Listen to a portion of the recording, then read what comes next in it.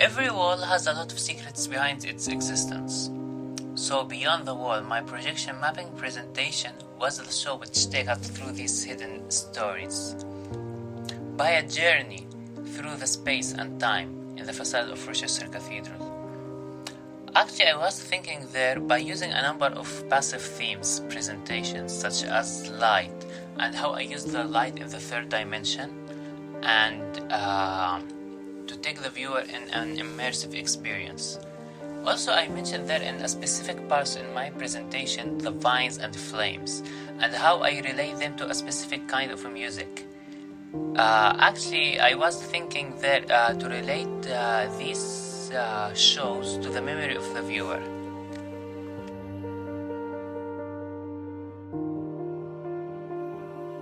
Because I'm coming from architectural background, every architectural element in the facade was important for me.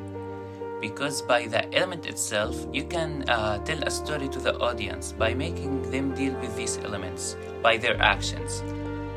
Like what we had seen in the show of the main window, it's in the facade. It's act like a gate. It's act like a gate to take the people in another world.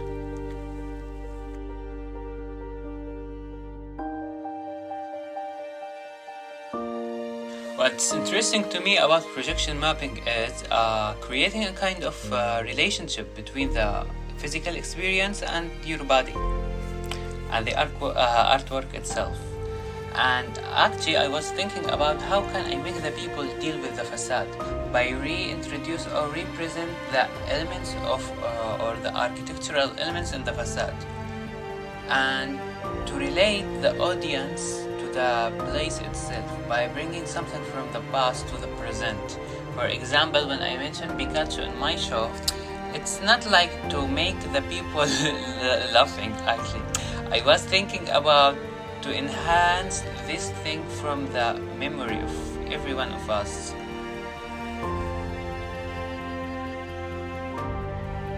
So here I was thinking is how the dynamic is within the static. In this part is how is the reviving thing of vines and flower is within the harshness of the walls. I'm sure when someone is coming back later on to Rochester Cathedral and he was in the Midway Lights night, he remember these shows because I'm sure there is a specific parts in each presentation of the projection mapping touch something in our memories. Maybe it depends on the childhood or the mental image of our childhood.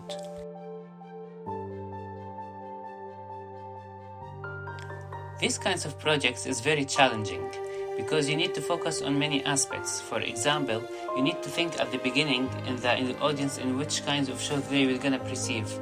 And also you need to think about the position for the peoples compared to the camera or the presentation for the show, how they will gonna see your work. And also you need to focus on which kind of shows you are gonna present. It's a passive or active.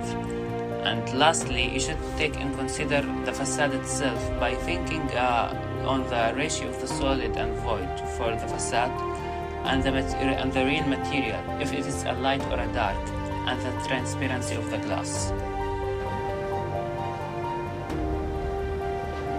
These kinds of projects or shows, it requires a good knowledge in different softwares. For example, for me, I was using Photoshop, Premiere Pro, After Effects, and also I was using 3D Max for animation and mud mapping. What makes you so proud about your projection is when you see many people are taking pictures for their self within the show or presentation, and or by sharing something from your show in the social media. And actually, when I heard there was around 60,000 people in Midway Lights night to see the projection mapping and the other shows, that makes me so happy and such an amazing feeling, yeah. Attractive to children, wasn't it? You know, in a sense that you're bringing other generations into the idea of looking and exploring got to see the history. Yeah. See the history, but in a new way. On that building. It's done very well between the building and the actual images, the way they go together, the way they use the actual cathedral in the imagery. That's very good, I think. Yeah, yeah. I think it's exciting, really, like, especially for me, the geometric ones. They were huge moments.